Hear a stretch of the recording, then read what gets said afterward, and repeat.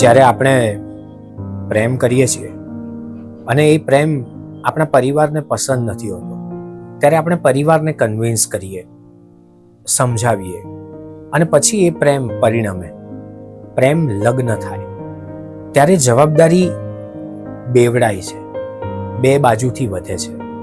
એક જ કિનારા પરથી બંને કિનારાને જોવાની. પહેલી આપણા પ્રેમની તકેદારી રાખવાની અને બીજી આપણા પરિવારને સાથે રાખવાની.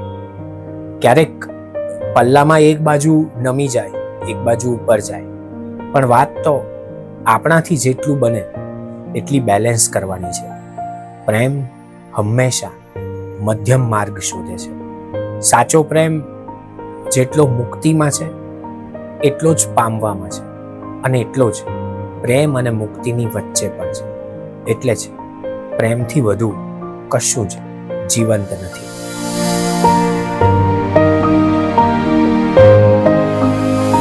છોડી દેવાની કલા. ઘણીવાર આ શબ્દ આપણે બોલીએ છીએ કે બસ મારે છોડી દેવું છે, મેં છોડી દીધું. ખરેખર તો આપણાથી કશું છૂટતું જ નથી. જેને આપણાથી છૂટવું હોય છે એ આપોઆપ છૂટી જાય છે. ક્યારેક એવું બને જેમ કેટલીક જગ્યાઓ આપણને બોલાવતી હોય, જ્યાં આપણે ન ગયા હોઈએ છતાંય આપણને લાગે કે આપણે અહીંયા ક્યાંક આવ્યા છીએ પહેલા. એવી જ રીતે છૂટા પડવા માટે પણ કેટલીક વ્યક્તિઓ નસીબમાં આવતી હોય છે. મને એક શબ્દ ગમે છે, વહેવું. જેવા છીએ એવા રહેવું. જિંદગીના દરેક ચઢાવ ઉતાર, દરેક વળાંક, દરેક સ્વભાવ, દરેક પડાવ, દરેક અભાવ, હાવ ભાવ, આ બધા સાથે વહેતા આવડે તો પછી કશું છોડવું નહીં પડે. વહેતા શીખી જઈશું તો આપોઆપ જીવતા પણ શીખી જઈશું.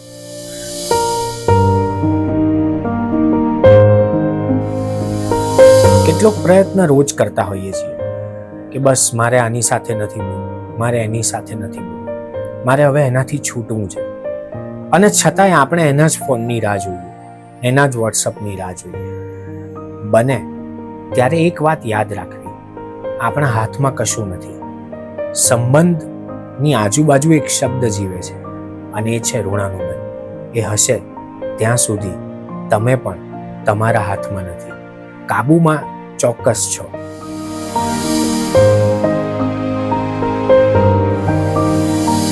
ઓનલાઈન પ્રેમ થાય પણ નિભાવો તો ઓફલાઈન જ પડે.